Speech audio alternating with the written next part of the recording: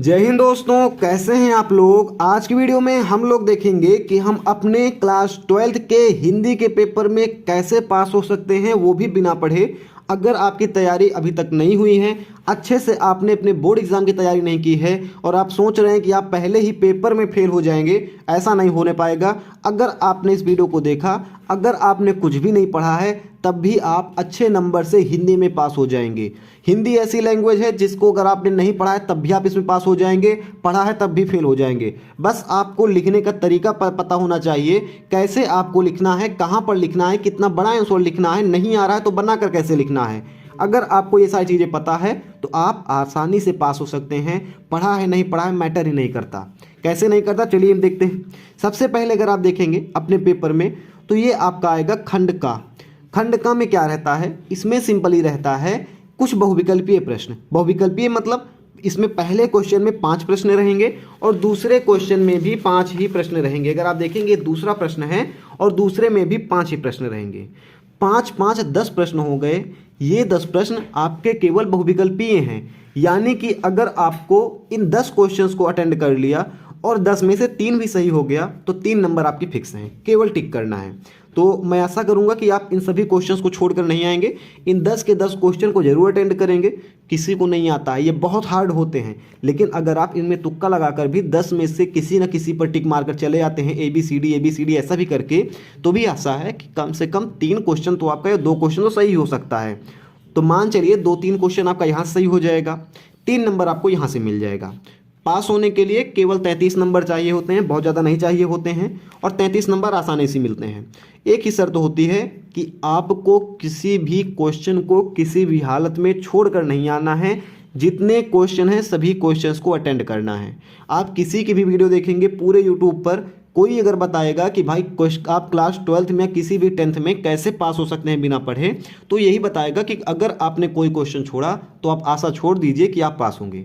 अगर आपने पूरा एक कॉपी भरकर आए आप और आपने पूरा क्वेश्चन सॉल्व किया, चाहे आपको वो आ रहा है चाहे नहीं आ रहा है, बना बना कर सॉल्व किया, तो कोई ऐसा टीचर नहीं है जो आपको फेल कर सकता है। मूल मंत्र तो एक ही है कि आपको पूरी कॉपी भरना है, किसी भी क्वेश्चन को छोड़ना नहीं है। अब कैसे पूरी कॉपी भरना है वो तो आपको वीडियो देखने पर पता लगेगा। यहाँ पर देखेंगे हमें तीसरा क्वेश्चन मिलेगा 10 नंबर के लिए। कितने नंबर के लिए? 10 नंबर के लिए। विज्ञान की प्रगति के लिए नई चीज़ों का निरंतर आविष्कार होता रहता है। जब कभी नया आविष्कार होता है उसे एक नई संज्ञा दी जाती है। जिस देश में उसकी सृष्टि की जाती है वह उसका आविष्कार का नामकरण करके लिए नया शब्द बनाता है। वही शब्द प्रायः अन्य देशों में बिना परिवर्तन के वैसे ही प्रयुक्त किया जाता है। यदि हर देश उस चीज़ के लिए अपना अलग अलग नाम देता रहेगा तो उस चीज़ को समझने में दिक्कत होगी, जैसे रेडियो, टेलीविज़न, स्पुतनिक यानी कि सैटेलाइट। ये इतना बड़ा आप कह सकते हैं 5 लाइन का एक ये गद्यांश है। अगर आपने इस गद्यांश को पढ़ा तो पहला क्वेश्चन तो आप नहीं कर पाएंगे, क्योंकि आपने नहीं पढ़ा है अपने क्लास 12th में, या आपने जिस क्लास में आप हैं आपने उस क्लास के कॉपीज़ को नहीं पढ़ा है, किताब को आपने नहीं पढ़ा है। तो मान चलते हैं कि ये आपका छूट गया क्वेश्चन 2 नंबर का। अभी भी 8 नंबर का क्वेश्चन आपका बाकी है।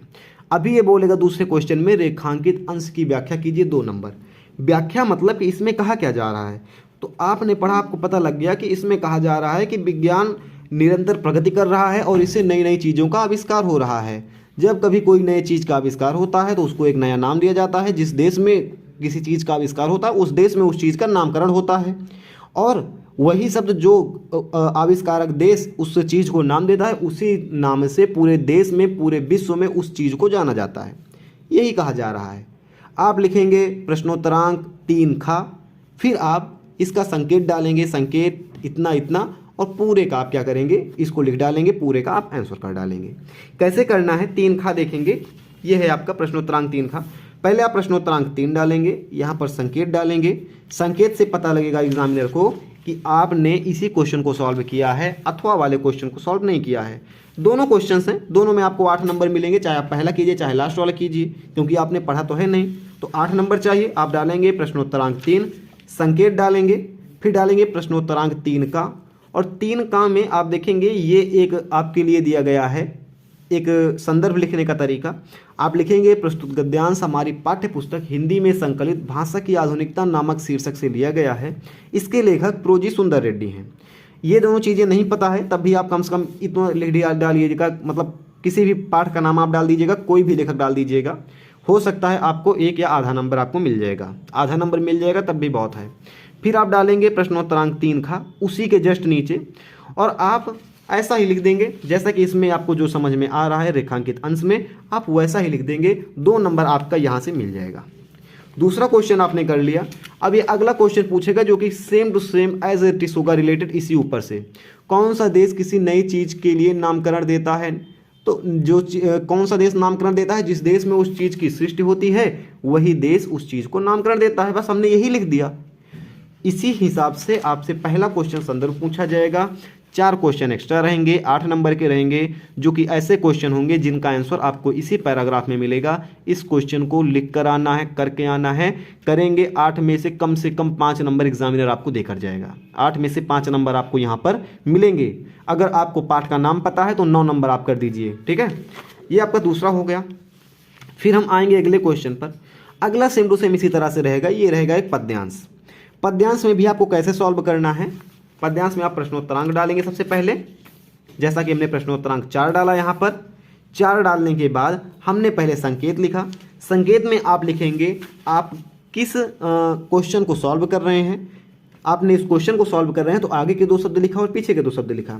लिखने के बाद अब आप अगला डालेंगे प्रश्नोत्तरांक 4 का, प्रश्नोत्तरांक 4 का, प्रश्नोत्तरांक 4 का। आपसे 5 क्वेश्चन पूछे जाएंगे।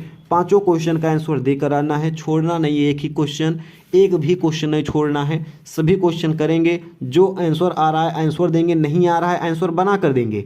जैसे कि अगर रेखांकित अंश की व्याख्या कीजिए, आपको नहीं आ रहा है, समन्वय उसका करें समस्त विजयनी मानवता हो जाए। अब आप ऐसे लिखेंगे, आपको नहीं आ रहा है, आप लिखेंगे प्रस्तुत रेखाओं प्रस्तुत पंक्तियों में कभी हमसे कह रहा है कि समन्वय उसका करें समस्त विजयनी मानवता हो जाए, यानी कि वो मानवता को विजयी करने की बात कर रहा है। समन्वय के द्वारा सभी के समन्वय से मानवता विजयी हो जाएगी, ऐसा लिखेंगे। इसमें भी आपको 2 नंबर मिलेगा। हमने इसको पढ़ा नहीं था, हमने इसको बनाया। तो आपको क्या करना है, आपको थोड़ा सा फोकस करना है, थोड़ी सी मेहनत करनी है, थोड़ा सा क्रिएटिविटी दिखाना है। जो क्वेश्चंस नहीं आ रहे हैं उनको बनाना है, बनाकर आपको लिखना है। पास होने लायक नंबर अगर आप सभी क्वेश्चंस के आंसर बनाकर लिखते हैं तो आपको मिल जाएंगे। ये आप याद रखिएगा, मैं पहले से ही बोल दे रहा हूँ, इसमें जितने भी क्वेश्चन होते हैं अगर आपने सभी क्वेश्चंस को सॉल्व किया तो पहली बात आपकी एक कॉपी भर जाएगी सभी क्वेश्चंस को सॉल्व करते करते। और एक कॉपी भर गई है, एक कॉपी आपने भर कर आए हैं, तो आपको कोई भी हिंदी में फेल नहीं कर सकता है, कोई भी नहीं फेल कर सकता है। आगे हम बढ़ेंगे। अगला 5वां क्वेश्चन होगा जिसमें 5 नंबर में किसी एक साहित्यिक परिचय पूछा जाएगा लेखक का, अगर आपका सामान्य हिंदी है तो, और अगर आपका साहित्यिक हिंदी है तो आपसे जीवन परिचय पूछा जाएगा। तो सामान्य हिंदी में एक लेखक का और एक कवि का साहित्यिक परिचय लिखने के लिए आता है। इस साहित्यिक परिचय को आपको लिखना जरूर है, इसको छोड़कर बिल्कुल भी नहीं आना है। यहाँ पर देखेंगे ये आपका ये 5-5 नंबर का, यानी कि दोनों साहित्यिक परिचय आप मिलाएंगे 10 नंबर का आपका साहित्यिक परिचय है। अगर आप गलत लिख कर आते हैं तब भी 4 नंबर 5 नंबर आपको मिलेगा, अगर आप दोनों में एक एक करके आते हैं तो। मैंने एक वीडियो इस पर पहले बनाई हुई है, बहुत अच्छी वीडियो है, कई सारे लोगों ने कमेंट किया है। उसका टाइटल है कि साहित्यिक परिचय कैसे लिखें जब ना आए, या बिना याद किए साहित्यिक परिचय कैसे लिखें बाई अंकुर यादव। आप सर्च कीजिएगा, बिना याद किए साहित्यिक परिचय कैसे लिखें बाई अंकुर यादव, आपको वीडियो मिल जाएगी। डिस्क्रिप्शन बॉक्स में लिंक डाल दूंगा, वहाँ से भी आपको वीडियो मिल जाएगी। आप उस वीडियो को देखिएगा। और ये 10 नंबर क्वेश्चन है, 10 में से 6 नंबर आपका कहीं नहीं जाएगा। आपको कुछ नहीं आ रहा है तब भी, आ रहा है तो तब तो 10 में से 10 मिलना ही है, लेकिन नहीं आ रहा है तब भी आपको 10 में से 6 नंबर मिल जाएगा उस वीडियो को देखने के बाद, ठीक है। आगे बहादुर कहानी का सारांश, पंचलाइट कहानी का सारांश। मेरी बात मानिएगा तो आप यूट्यूब पर सर्च कीजिए बहादुर कहानी का सारांश, पंचलाइट कहानी का सारांश, लाठी कहानी का सारांश और ध्रुव यात्रा कहानी का सारांश। 4 कहानियाँ हैं। कहानियाँ एक बार सुनने पर हमें याद हो जाती हैं। हमें बचपन में कई सारी कहानियाँ सुनी हैं जो कि हमें अभी तक याद हैं। तो अगर आप इसको कहानी को सुन लेंगे तो कहानी आपको कुछ कुछ याद हो जाएगी। पेपर में जो भी कहानी आपको याद है उसी को आपको जाकर लिख देना है। जैसे आपको पता लग जाएगा कि बहादुर में एक लड़का है जो कि बहुत गरीब है, जो कि नौकरी करता है, उसको घर वाले तंग करते हैं, घर वालों के तंग करने से वो बहुत परेशान रहता है, उस पर चोरी का इंजाम लगा दिया गया, इसलिए वो घर छोड़कर भाग गया। नॉर्मल बात है, आप लिख देंगे। पंचलाइट में भी गोधन और मुनरी कहानी लिख देंगे। तो ऐसे ही ध्रुव यात्रा में राजा की कहानी लिख देंगे। तो ये कहानियाँ बहुत ही आसान है। चारों कहानियाँ आप लाठी, पंचलाइट, बहादुर और ध्रुव यात्रा, चारों कहानी का सारांश याद कीजिएगा। याद करना मतलब सुनिएगा, सुनने के बाद लिखेंगे। 5 नंबर का क्वेश्चन है, 5 में से आपको कम से कम मान चलिए 3 नंबर आपका मिल जाएगा। अगर आपने कहानी एज इट इज़ जो भी जितना भी आपको याद है लिखेंगे पूरी कहानी, एक पेज में आप कहानी लिख कर आएंगे और एक पेज कहानी लिखेंगे तो 5 में से 3 नंबर आपको मिल जाएगा। आगे ये खंड काव्य होता है। खंड काव्य तो बड़े बड़े योद्धा नहीं कर पाते हैं आप, लेकिन करने की कोशिश कीजिएगा। अगर आपको समझ में आता है खंड काव्य क्या है, कैसे है, क्यों है, तो आप कोशिश जरूर कीजिएगा। फिर 8वें क्वेश्चन हमारा आ जाएगा। 5वें के बाद 6वां ये था, 7वां हमारा खंड काव्य था जो कि हमने छोड़ दिया। हम आएंगे यहाँ पर 8वें पर, और 8वें पर हम देखेंगे हमें कितने क्वेश्चन पूछे गए हैं। ये यहाँ पर हमें एक संदर्भ दिया गया है, संस्कृत में गद्यांश है, संस्कृत का गद्यांश है और नीचे संस्कृत का पद्यांश है। हमें 2 गद्यांश दिए गए हैं, दोनों में से एक गद्यांश को सॉल्व करना है और दोनों में से एक पद्यांश को सॉल्व करना है। तो हम देखेंगे हमें इसके लिए केवल एक चैप्टर पढ़ना है, उसका नाम है संस्कृत भाषायाः महत्त्वम्। अगर आप पढ़ने के इच्छुक हैं तो आप जातक कथा भी पढ़ सकते हैं, दोनों आप पढ़ सकते हैं। लेकिन आप सोच रहे हैं कि बहुत ही कम पढ़ना पड़े, आप पढ़ लीजिएगा संस्कृत भाषायाः महत्त्वम्। उसमें से ये आपका 7 नंबर का क्वेश्चन है, पक्का आ जाएगा, एकदम 101% क्लिक कर दे रहा हूँ, आपका ये आ जाएगा। फिर आपका क्वेश्चन नंबर ख आएगा, 8वें का ख, ये भी 7 नंबर का क्वेश्चन है। इसमें आप केवल एक चैप्टर पढ़िएगा, सुभाषित रत्नानी। कौन सा पढ़ेंगे? सुभाषित रत्नानी। अगर आपके पास 2 घंटे बचे हैं, 3 घंटे बचे हैं पेपर के पहले, तब भी आप पढ़ सकते हैं, कोई बड़ी बात नहीं है। अगर आपके पास 2 घंटे हैं, मुश्किल से 20 मिनट लगेगा आपका ये वीडियो देखने में। 20 मिनट में आप सारी कहानियाँ सुन डालेंगे। 7 मिनट की मेरी ये वीडियो है, 27 मिनट हो गए।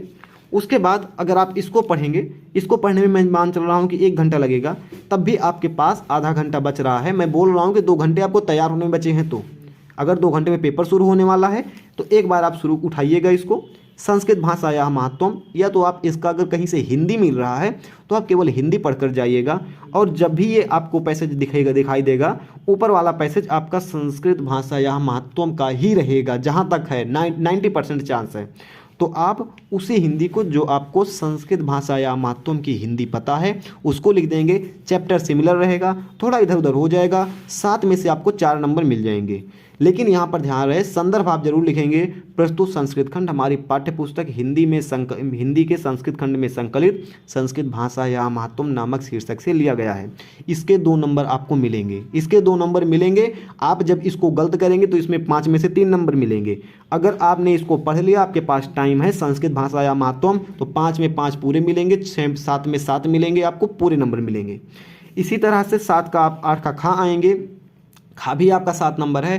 संदर्भ इसमें भी आप जरूर लिखिएगा। संदर्भ रहेगा प्रस्तुत संस्कृत श्लोक हमारी पाठ्य पुस्तक हिंदी के संस्कृत खंड में संकलित सुभाषित रत्नानी नामक शीर्षक से लिया गया है। सुभाषित रत्नानी नामक शीर्षक से लिया गया है, ऐसा लिखेंगे, आपका हो जाएगा संदर्भ। आप लिखेंगे व्याख्या हिंदी में, और हिंदी अनुवाद आप लिखेंगे, व्याख्या नहीं लिखना है, लिखेंगे हिंदी अनुवाद। और आपको जो भी समझ में आ रहा है, अगर आपके पास टाइम है तो आप एक चैप्टर अच्छे से पढ़ डालिए, संस्कृत भाषायाः महत्त्वम्। इसको पढ़ेंगे, बहुत हेल्प करेगा आपका ये पेपर में। संस्कृत भाषायाः महत्त्वम् पढ़ डालिएगा, और जो भी आपको मिलेगा, जो भी श्लोक मिलता है वो आप लिख दीजिएगा। नॉर्मली संस्कृत भाषायाः महत्त्वम् सुभाषित रत्नानी या फिर पंचशील सिद्धांत से आता है, दोनों में से एक से ही आता है। ये तो फिलहाल संस्कृत भाषा सुभाषित रत्नानी का है, तो सुभाषित रत्नानी पढ़ेंगे, आपका ये 7 नंबर का काम चल जाएगा। संस्कृत भाषायाः महत्त्वम् पढ़ेंगे, ये 7 नंबर का काम चल जाएगा। 14 नंबर में से 10 नंबर मिल जाएगा, 10 नंबर इधर मिल गया। अभी मैं आपको गिनाता हूँ, 10 नंबर आपने इन दोनों में पा लिया। उसके बाद ये 5 नंबर का है, 3 नंबर इसमें पा लिया, 13 हो गया। इसमें 10 नंबर का है, इसमें आपने 5 पा लिया, 13 5 18 हो गया। 18 के बाद 10 नंबर का ये है, आपने इसमें मान चलिए 6 पा लिया, 18 6 24 हो गया। 24 में आपने कितना पा लिया, 10 में से 6 इधर पा लिया, 24 6 30 हो गया। और मैंने बोला था कि इस 10 क्वेश्चन में आपका 3 क्वेश्चन सही हो जाएगा, आपका 33 नंबर यहाँ से बन रहा है। लेकिन अगर आप सभी करेंगे तो रिस्क क्यों लेना है, हम 40 नंबर का करके आएंगे, ताकि कम भी हो तो भी कितना कम होगा, 33 तो हमें मिलकर रहेगा। हो सकता है अगर 33 आपने किया आपको 32 ही मिल गए, तब तो सब चौपट हो जाएगा। तो जितना ज़्यादा क्वेश्चन आप करेंगे उतना आपके चांसेस ज़्यादा रहेंगे पास होने के। आगे आप सभी क्वेश्चन पर पढ़ेंगे। ये सारे कुछ ऐसे क्वेश्चंस आते हैं जिनको आपको सॉल्व करना होता है। आंखों में धूल झोंकना, आप लिखेंगे धोखा देना। फिर आप लिखेंगे रमेश ने उमेश से पैसे लिए और उसने पैसे उधार वापस नहीं किए, रमेश ने उमेश को धोखा दे दिया, ऐसा आप लिख देंगे।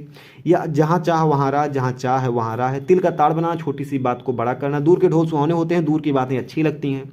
तो आप इसका हिंदी करेंगे। वाक्य प्रयोग कोई किताब का नहीं करना है देख के, आपको जो भी आ रहा है आप वाक्य प्रयोग कीजिए, आपको पूरा नंबर मिलेगा। ऐसा नहीं है कि आपका नंबर कटेगा वाक्य प्रयोग में। वाक्य प्रयोग आप करेंगे बस आपको 2 नंबर में मिलेंगे पूरे के पूरे। फिर से आपका आ जाएगा यहाँ पर ऐसा कुछ, यहाँ पर आपको बहुविकल्पीय है, टिक करना है।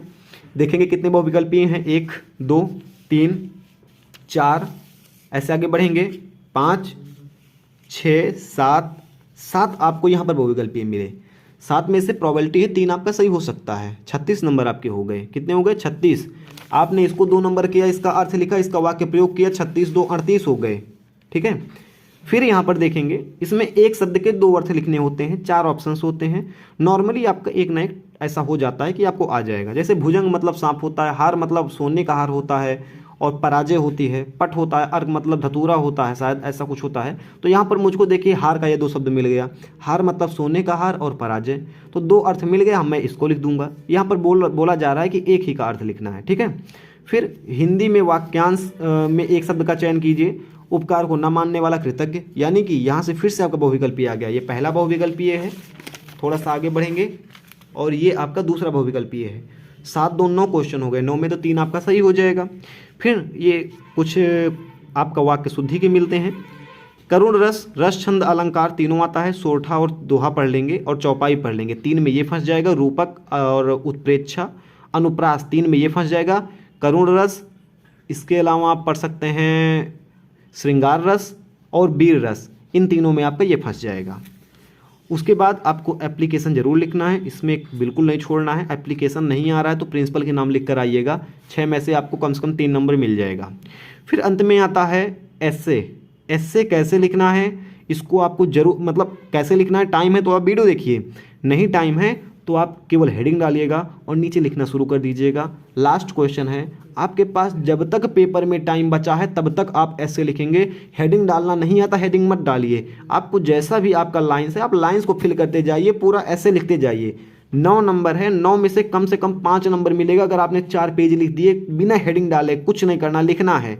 लिख दिया महिला आरक्षण की सार्थकता, महिला के बारे में जो पता, आरक्षण के बारे में जो पता है और इसके सार्थकता के बारे में जो पता है सब आप लिख डालिए। आपको यहाँ से भी नंबर मिलेंगे। मेरे कहने का मोटिव था कि आपको पूरे क्वेश्चंस को सॉल्व करना है। ऐसा करेंगे तो आप पास होंगे, कोई भी आपको फेल नहीं कर सकता है। और मैंने बोला कि सब यही बताएंगे कि आपको सभी क्वेश्चंस को सॉल्व करना है तो आप पास होंगे। मैं ये भी बताऊंगा कि कैसे आपको सभी क्वेश्चंस को सॉल्व करना है। हमने 1 बाय 1 देखे कौन से क्वेश्चंस को हमें कैसे सॉल्व करना है। मैंने सभी क्वेश्चंस लगभग बता दिए कि इस क्वेश्चन को कैसे सॉल्व करना है, इस क्वेश्चन को कैसे सॉल्व करना है, इस क्वेश्चन को कैसे सॉल्व करना है। आई होप आप समझ गए होंगे कि पास होने का एक ही सूत्र है, सभी क्वेश्चन सॉल्व कीजिए और अच्छे से सॉल्व कीजिए। नहीं आ रहा है बनाकर सॉल्व कीजिए, लेकिन सॉल्व कीजिए। सभी पेपर में जितने भी 5 सब्जेक्ट हैं, आप सभी पेपर में ऐसे अगर आप करेंगे, पूरे क्वेश्चन सॉल्व करेंगे, डेफिनेटली आप पास हो जाएंगे। अपने ऊपर विश्वास रखिए, एक कॉपी फुल कर आइए, पास हो जाएंगे, टेंशन मत लीजिए। फिलहाल इस वीडियो में इतना ही था। आपको वीडियो कैसी लगी आप हमें कमेंट करके बताइए। अगली वीडियो किस टॉपिक पर चाहते हैं प्लीज़ कमेंट कीजिएगा। हम मिलते हैं किसी नेक्स्ट वीडियो में। जय हिंद।